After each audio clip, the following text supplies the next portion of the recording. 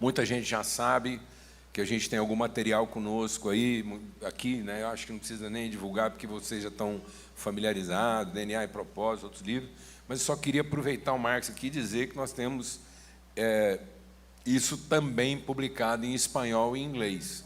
Aliás, tem um livro aqui, que é o Ele Teve Fome, que nós só temos em espanhol e em inglês.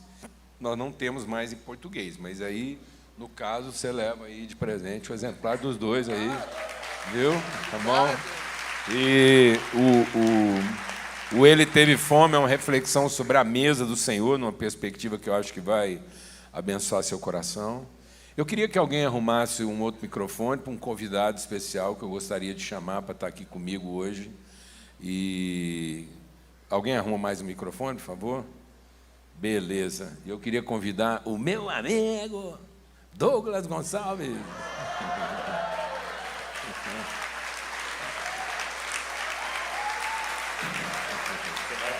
Vou, claro. Então é o seguinte, ontem a gente pegou na mão e eu e o Douglas, quando a gente firma um pacto assim, a coisa dá uma acelerada, né? Graças a Deus. Porque está lá, quando dois ou três concordarem. Então, hoje é um insight. Então, é o seguinte, a gente vai compartilhar a palavra que nós temos para compartilhar juntos. O Espírito é o mesmo. Então, a gente quer conversar sobre isso. Eu vou abrir a conversa, aí você fica livre com o que Deus vai revelando no seu coração aí, para comentar, perguntar, acrescentar, entendeu? Orientar. Então, é o seguinte, abra a sua Bíblia lá no Salmo 104. É algo muito assim, do coração mesmo, para conversar com vocês. Por isso, não tinha outro jeito de ser na forma de uma conversa mesmo. Então, Salmo de número 104. E, às vezes, a gente não entende bem, né, o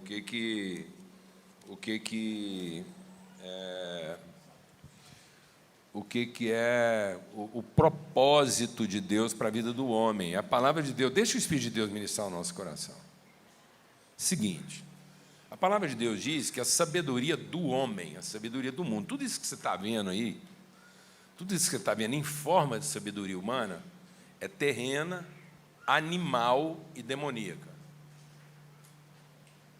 Então, é uma forma de conhecimento baseado na dedução da experiência.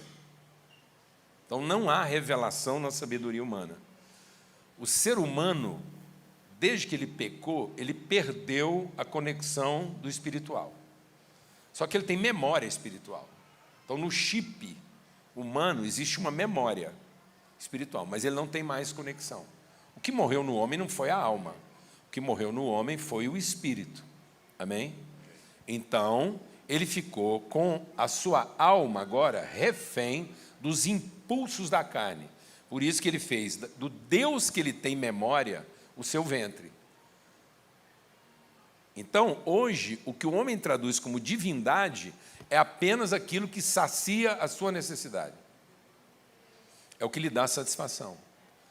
Porque ele tem uma memória de uma relação espiritual, mas ele não tem mais a referência espiritual. Então, ele cria divindades a partir do seu ventre, dos seus apetites. Então, o máximo que o homem consegue é traduzir o que ele chama de espiritualidade numa forma instintiva, terrena. Um protozoário, uma ameba... É isso que a Bíblia chama de ídolo. Ídolo. É uma ameba. Uma ameba. Um cerebrado, ele vai onde tem comida. Ninguém precisa ensinar o rumo da comida para uma ameba, para um protozoário, para uma minhoca. Então, tem ser humano, minhoca. Entendeu? E não estou sendo pejorativo, porque é terreno. É instintivo. Aí vem uma evolução na alma. Aí a alma começou a elaborar isso de forma cognitiva.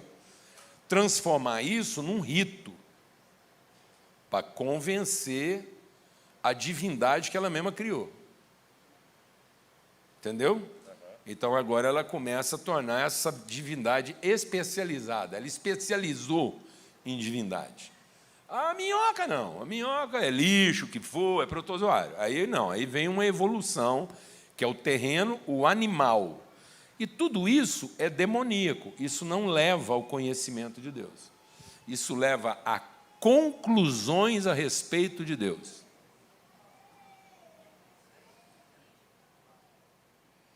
Por isso que a gente tem a tendência de divinizar melhor o Deus que faz sentido para nós.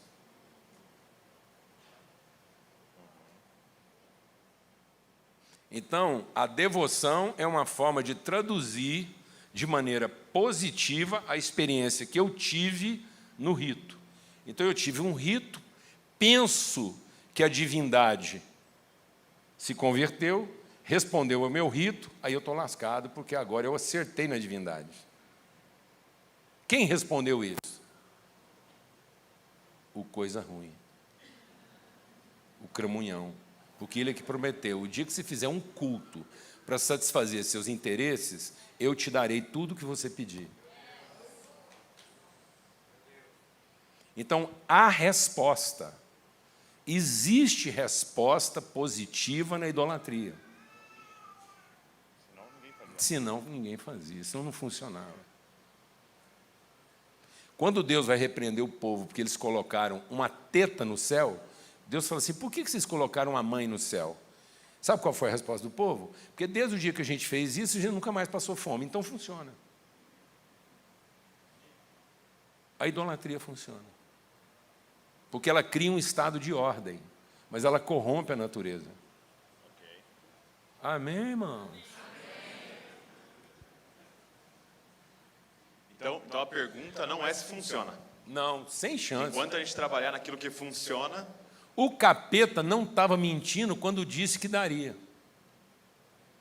Ele estava enganando. Amém? Porque Jesus disse que o propósito do culto não era experimentar a satisfação do interesse, mas era cumprir o propósito. Glória a Deus, irmãos. É conhecer a vontade. Então, o rito não é para experimentar o poder. E cada um conclui o poder a partir do seu próprio entendimento e da sua própria conveniência. Então, nós estamos venerando o Deus que a gente entendeu. E Deus não quer que você o entenda. Deus quer que você sacrifique a sua forma instintiva e intuitiva de viver para que você seja transformado e não satisfeito. Aleluia.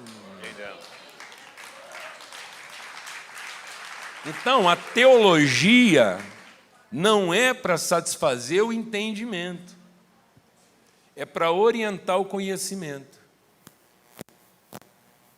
Então, tem gente que fala assim, eu não entendi. Fala, ótimo, então agora você procura conhecer.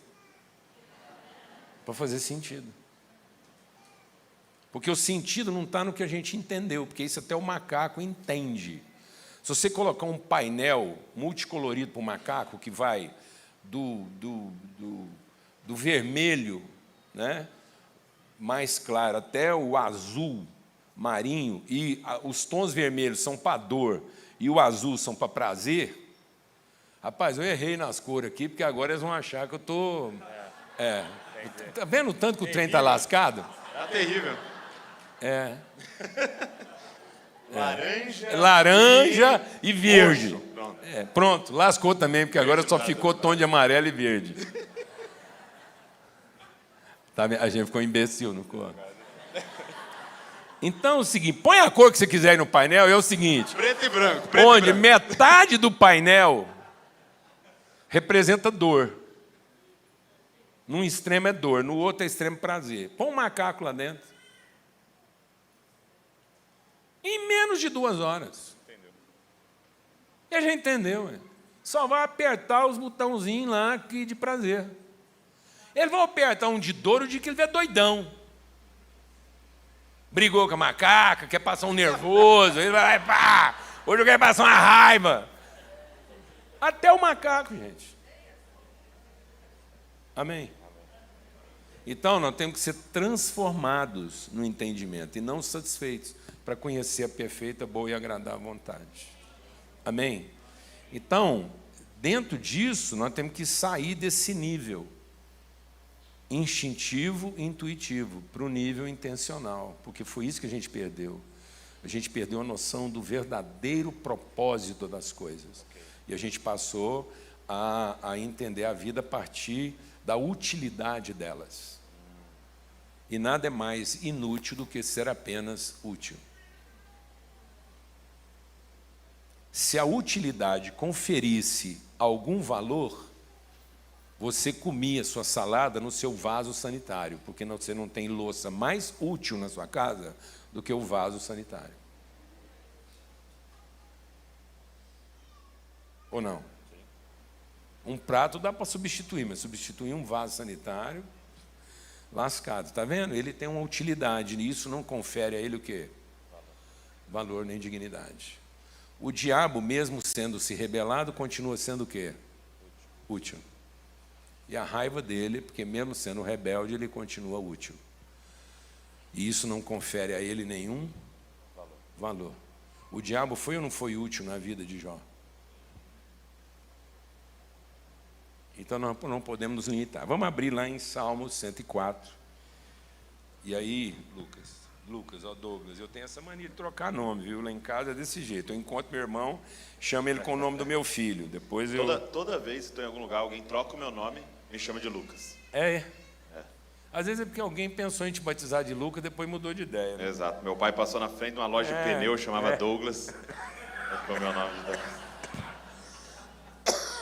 Salmo 104. E diz assim, a partir do verso 13, diz assim, ó: dos teus aposentos celestes regas os montes. Olha de onde vem a chuva. A partir de onde Deus rega a nossa vida. Amém, amados? O que Deus está querendo revelar a partir da sua intimidade? Então, a partir dos teus aposentos celestes, regas os montes. Sacia-se a terra com o fruto das tuas obras. É o Senhor que faz crescer o pasto para o gado. Então, presta atenção. O que é animal, terreno e, portanto, demoníaco, come o resultado daquilo que Deus faz. Por isso que o Salmo 23 é uma caminhada de quem celebra o prazer do resultado para quem vive a virtude do processo. O Salmo 23 nos leva do pasto, onde a gente está celebrando um capim verde, uma água fresca, para sentar lá na mesa no interior da casa. Amém? Então Deus não quer que você continue sendo crente comedor de capim e achando que isso é o máximo que Deus pode te oferecer. Porque Ele vai te tirar desse lugar. Tanto que Jesus, para nos encontrar, teve que nos encontrar no coxo. Não foi um acidente de percurso Jesus ter sido colocado num coxo da estrebaria, porque é lá onde se encontravam homens e animais no seu estado instintivo e intuitivo. Uns comendo e outros protegendo a comida. E aí Ele nos encontra nesse lugar de ignorância e de rito para ir nos conduzindo à mesa. Então Ele nos tira do coxo para a mesa. Glória a Deus. Então veja. E Ele diz assim: o Senhor faz crescer o pasto para o gado e as plantas que o homem cultiva. As plantas que o homem... Diga comigo, as plantas que o homem... Então tem cultivo aí no processo. Lembra que mesmo antes do homem pecar, Deus falou o quê? Cultiva e guarda. Então mesmo sem pecado tinha que o quê? Cultivar. E Ele diz assim, ó: as plantas que o homem cultiva para da terra tirar o alimento, o vinho que alegra o coração do homem, o azeite que lhe faz brilhar o rosto e o pão que sustenta o seu vigor. Então a promessa de Deus para a nossa vida, Doug, e aí eu queria que à medida que a gente fosse conversando nesses minutos aí, você também fosse testemunhando aquilo que Deus vai gerando no seu coração aí. A promessa de Deus para nós, amados, não é uva, trigo e azeitona.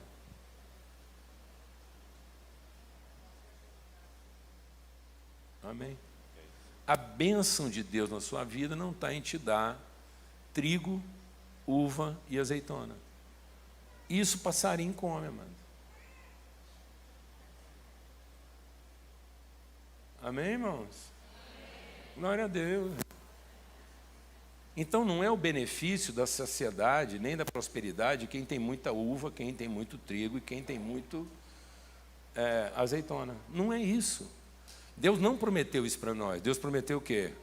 Pão, azeite e vinho. Então, quando Deus opera na sua vida um resultado, é para que esse resultado, gerado da graça de Deus, espontaneamente, possa dar sustentação aos processos. Mas hoje as pessoas estão se contentando em estabelecer um rito para ter de Deus o quê? Resultados, e não para viver processos. Os resultados são animais. Os processos é que nos fazem ser o humano que Deus nos fez para ser. Então, a azeitona e a uva e o trigo satisfaz uma necessidade, atende uma carência, resolve um problema imediato, mas não gera uma consciência de processo. Não gera paciência, perseverança, não gera sensibilidade, não gera conhecimento. Glória a Deus. Então, nós estamos vivendo uma igreja de gente que está se contentando com os resultados, comedores de uva. Entendeu? Sim. Comedores de azeitona. Então, é gente que está vivendo o aperitivo. O petisco. Mas não está desenvolvendo, a partir das coisas que Deus te deu, os processos que precisavam ser desenvolvidos para que você conhecesse Deus onde? No processo. E não no resultado. No resultado, até o passarinho louva.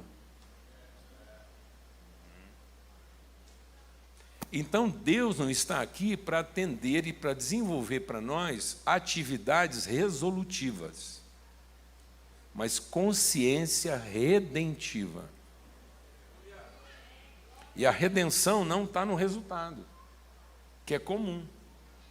Qualquer um pode chupar uma uva, comer uma azeitona, sem nem entender Deus. Qualquer um que estiver com fome vai chegar num lugar, achar uma azeitona, vai ajoelhar e falar assim: Deus é bom, não vou morrer mais. Então, comer uma azeitona, chupar uma uva, encher sua boca de trigo, pode fazer com que você não morra, mas não vai ensinar você a viver.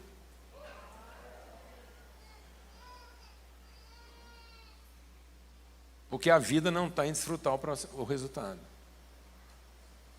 A vida está em conhecer os processos. Deus não prometeu para o didoscópio, trigo, uva, nem azeitona. E eu queria ser do meu lado aqui também, para dizer o seguinte: os processos são transgressores. Existe uma palavra hoje que eles estão usando que é o disruptivo. Eu não gosto muito da palavra disruptivo porque ela parece uma ruptura. Eu prefiro a palavra transgressão, que leva à ideia de um processo. O transgredir é você transpor, você ultrapassar. A gente que teve a tendência de achar que toda transgressão é delinquência. Mas nem toda transgressão é delinquência, apesar da delinquência ser uma transgressão. Amém? Então, por exemplo, eu estou salvando alguém, uma ambulância transitando a 140 por hora. Ela está transgredindo, mas não é uma delinquência. Se você tiver com alguém morrendo dentro do carro, você pode transitar a 120, você vai ter que assumir a responsabilidade da sua transgressão, mas isso não é uma delinquência. Os irmãos entenderam a diferença? E aí, transgressão vem de dois vocábulos lá, que é o seguinte: é o transpor, é o atravessar, é o cruzar com o grid, que é terra. É o trans, de transpor, com grid, que é terra. Então, o que o povo fez quando pisou a terra prometida? Transgrediu o Jordão. Então, se a gente não transgredir, a gente não vai viver os processos. Porque a gente vai se conformar com a coisa no seu estado aparentemente original, e nós não temos que nos conformar com a coisa no seu estado aparente original, nós temos que buscar o seu estado permanente eterno. Aleluia. Mas aí tu está dizendo que os resultados que a gente vai ter que ter a coragem de esmagar, pisar, triturar. É você que está dizendo, o que você acha? Está dizendo que vou ter que pegar aquela uva Deus deixa, que Deus deu. Fala no coração do irmão, Deus. Eu não vou ter que ficar ali apreciando o resultado, mas vou ter que ter a coragem de pisar naquele resultado. Moer. Matá-lo. Depois de moer, assar. É pão. Eu acho que a gente A para uva no... vai ser o quê? Pisada pelos homens. Uau. As azeitonas serão esmagadas pela pedra. Uau. Está vendo como é que isso é transgressor? Isso transgride a nossa ideia de vida. Porque a nossa ideia de vida está na celebração do resultado. E não no privilégio do processo. E no evitar o sofrimento, né? Porque todos os processos são de sofrimento e nos ensinaram que sofrer é demoníaco.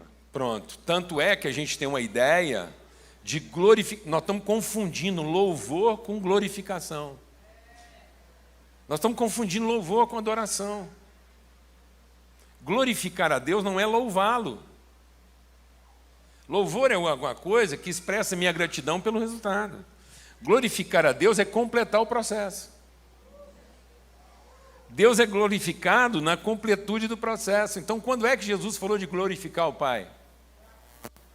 Quando ele se esvaziou de todo o poder. Então, a gente louva pelo poder e glorifica pela vontade. E não há vontade a não ser que eu me esvazie totalmente do poder. Então, glorificar não tem nada a ver com poder. Glorificar tem a ver com esvaziamento de poder. Então, nós estamos respondendo na forma do louvor, pensando que estamos glorificando. Sendo que, na verdade, glorificar seria eu abrir mão de todo o poder, viver a transgressão dos meus próprios processos protetivos, viver o processo transformador de Deus para alcançar a plenitude. Quando Jesus diz, agora glorifica o teu filho, para que o teu filho glorifique a ti. Quando é que Deus foi glorificado por Jesus? Quando ele estava totalmente esvaziado de poder. Quando ele não tinha por que louvá-lo.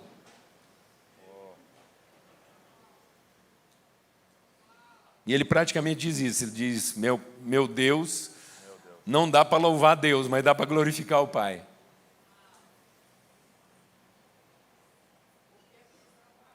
Um momento que aparentemente estava dando tudo errado. Então nós temos que estar preparados para transgredir nossas próprias expectativas.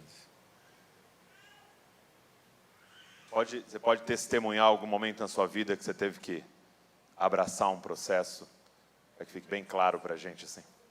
Testemunho. Filhos. Nada é mais transgressor do que os filhos.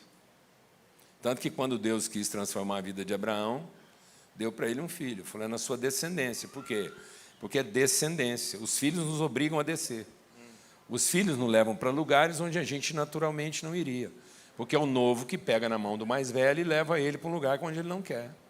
E nós ficamos tentando achar que nós somos os condutores dos filhos, sendo que eles são os condutores de Deus na nossa vida.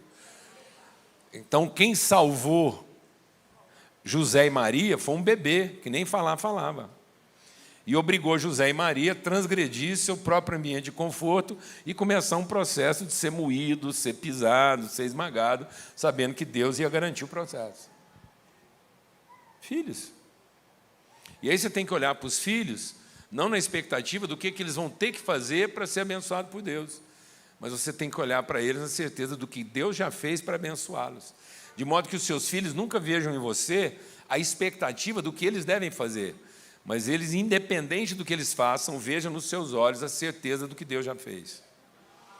Você não representa a expectativa do que você gostaria que eles fizessem, você representa a certeza do que Deus já fez. Haja o que houver, você crê no processo. Porque você conhece a origem e o destino deles. Você sabe de onde veio aquele trigo e para que ele serve. Amém? Então é isso. Isso diz respeito aos nossos líderes, que às vezes a gente tenta proteger tanto. Isso diz respeito aos nossos ministérios, que a gente tenta proteger tanto. E a gente está protegendo o quê? O trigo do moinho. Nós estamos protegendo a uva do tambor. Nós estamos protegendo a azeitona da pedra. Amém, amados? Amém. Glória a Deus. Paz sobre a sua vida. É como se a gente tentasse proteger Cristo da cruz. Pronto.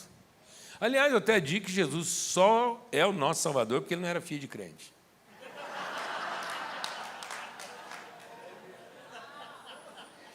Porque se Jesus fosse filho de crente, Douglas, Hora que um menino bom daquele, 33 anos, aquilo nunca roubou uma maçã na feira, nunca deu uma pedrada numa pombinha, nunca falou mais alto, aquilo era um doce, 33 anos, condenado injustamente. Pensa se a mãe de Jesus fosse crente numa igreja nossa hoje. Já lançavam uma campanha, um jejum, um clamor, todo mundo ia pegar com Deus até tirar aquele menino da cruz, hein?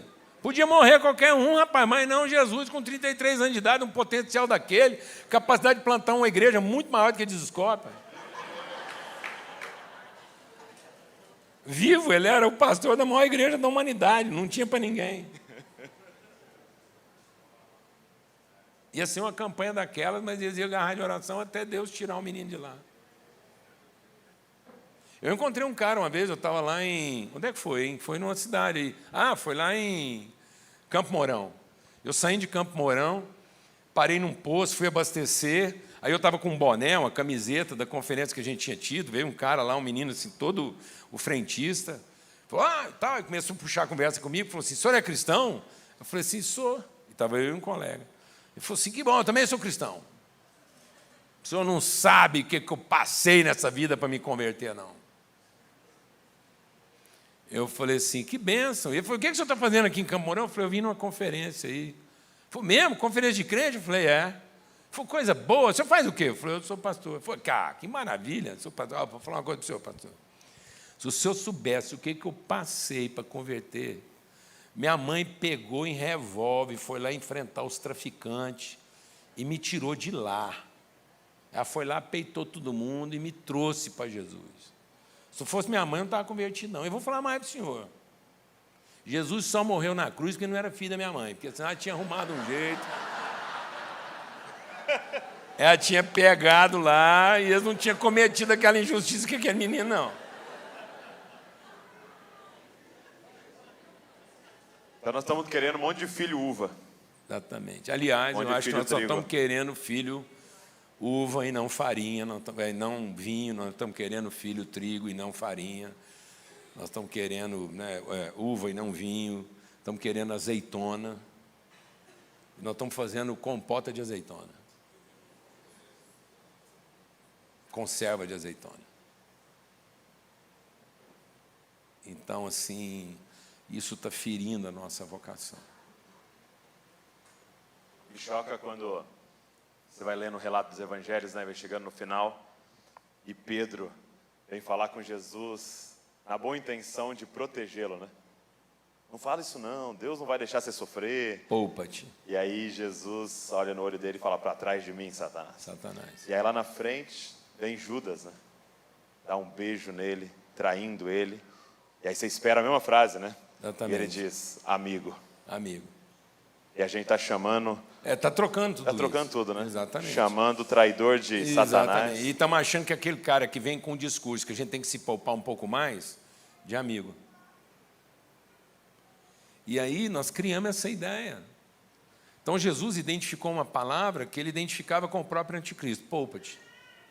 Então se alguém vem falar para você para se poupar um pouco, fique esperto. Porque pode não ser Deus, pode ser o capeta.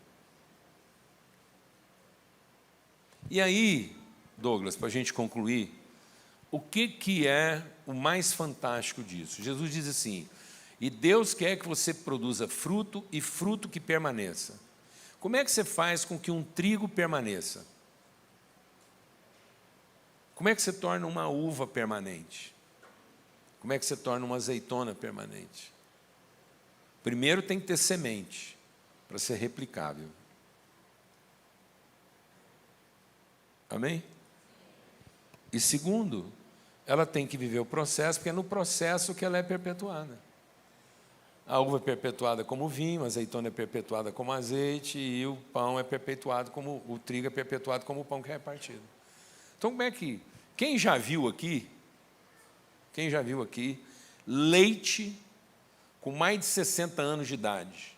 Porque leite é um trem bem perecível. Quem já viu aqui leite com mais de 60 anos de idade? Eu tenho 65 anos de idade. Eu estou aqui encarnando o leite que eu mamei no peito da minha mãe assim que eu nasci.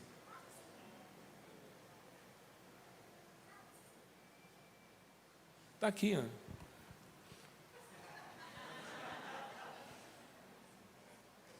...200 ml de leite com 65 anos de idade. Sem ficar na geladeira, nem no freezer. Então, como é que as coisas são preservadas, amados? Não protegidas, mas entregues ao seu propósito. Quer salvar um pão? Não congela, não. Reparte ele, porque o pão comido já está salvo. Está perdido, ele pode se perder. E aí, outro aspecto de fazer essa manutenção é o quê? É a semente. E aí, nós estamos adotando uma coisa, deixa o Espírito de Deus ministrar o nosso coração aqui, sobre a geração de vocês, porque isso não faz parte da minha geração. Mas hoje é muito presente na geração de vocês. O esforço do resultado desenvolveu uma técnica híbrida de produção. Então, o que é uma técnica híbrida de produção? Você pega dois elementos de natureza distinta, ou até de mesma natureza, de características distintas, e que naturalmente não iriam cruzar. Aí, de forma artificial, em laboratório, você produz um cruzamento híbrido. Por isso que chama milho híbrido. O que é um milho híbrido? É um grão de semente produzido artificialmente a partir da junção de várias características positivas. O que é uma mula? Uma mula é um animal híbrido produzido a partir de um cruzamento artificial de um jumento com um cavalo. Então, é um muar com um equino. Naturalmente, isso não dá cruzamento, mas artificialmente dá. Aí a mula reúne vantagens do cavalo com vantagens do jumento. Ele tem a rusticidade, a adaptabilidade, a força, a resistência do jumento, mas tem a mobilidade, o porte, a velocidade, o desempenho do cavalo. Então, uma mula, seguramente, é melhor do que um cavalo e um jumento. Assim como a semente híbrida. Certo? Só que ele tem um problema. Você não produz outra mula a partir de uma mula. Porque ela é estéril. Então, nós estamos produzindo resultados impressionantes, não replicáveis. Porque nós fizemos uma associação artificial de tudo que funciona em todo lugar. O Brasil não está percebendo que nós estamos produzindo uma geração de homens e mulheres estéreis, porque eles se tornaram copistas do que está funcionando em todo lugar. Então, nós estamos juntando de maneira artificial o que funciona em vários lugares, produzindo um resultado muito rápido que não é replicável. Porque toda vez que você tenta reproduzir a partir de um grão híbrido, ele só reproduz defeitos. Você não repete o resultado positivo. E aí você criou um comércio.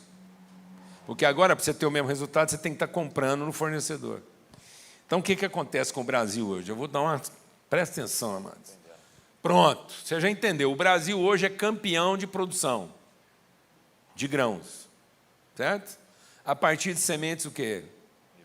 Híbridas. E aí, a gente vai lá, a trabalheira toda, planta, ocupa a terra, rega, enfrenta as intempéries. E a hora que a gente faz a colheita, a gente vende 200, 300 sacos de grão para comprar um saco de semente híbrida de um fornecedor estrangeiro. Aí ele compra o nosso resultado barato e a gente tem que depender dele para continuar mantendo isso. Estão entendendo, jovens?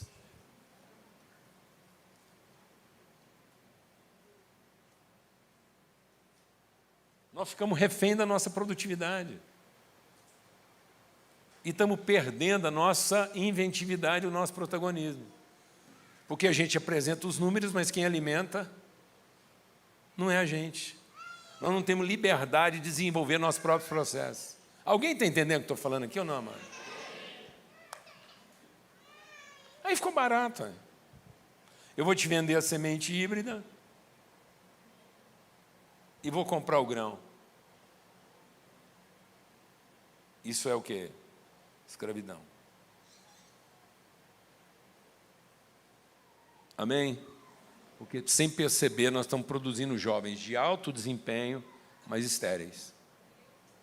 Porque não tem consciência da sua própria identidade, mas tem consciência da sua capacidade e estão prevalecendo na sociedade a partir da capacidade e não do seu senso de identidade e propósito. A última pesquisa diz que 76% dos jovens brasileiros pensam em ir embora do país. Porque parou de dar resultado, né? Parou de ter uva. Exatamente. Azeitona. Pronto, ele não consegue reproduzir a partir dele, então agora ele tem que ir lá num lugar onde pelo menos a competência dele é melhor remunerada. E ele vai se contentar em ter vez, mesmo que ele saiba que não vai ter voz. Então nós estamos produzindo uma juventude que sabe ter vez, mas não sabe ter voz. Amém? Porque não quer viver os processos de esmagamento, sofrimento e tal. Então, meu irmão, pegado aqui na sua mão para te encorajar. Você está com quantos anos? 34. Então, vou te falar uma coisa. 30 anos na sua frente. Pode vir que funciona.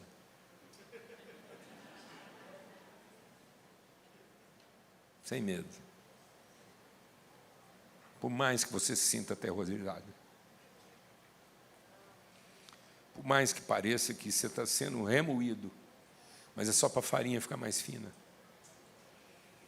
Por mais que você ache que o processo está demorando demais, mas é só para o vinho ficar de melhor qualidade. Deus não te prometeu trigo. Deus te prometeu pão. Deus não te prometeu uva. Deus te prometeu vinho. O trigo satisfaz, a uva satisfaz, mas é o pão que fortalece o coração.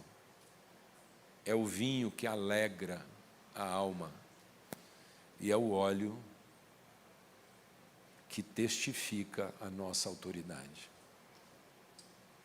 Azeitona não vai falar da autoridade que você tem. Uva não vai falar da alegria que você carrega. E trigo não vai falar da força da sua alma, do seu coração. Amém? Mas o pão vai, o vinho vai, e o óleo vai. Benção.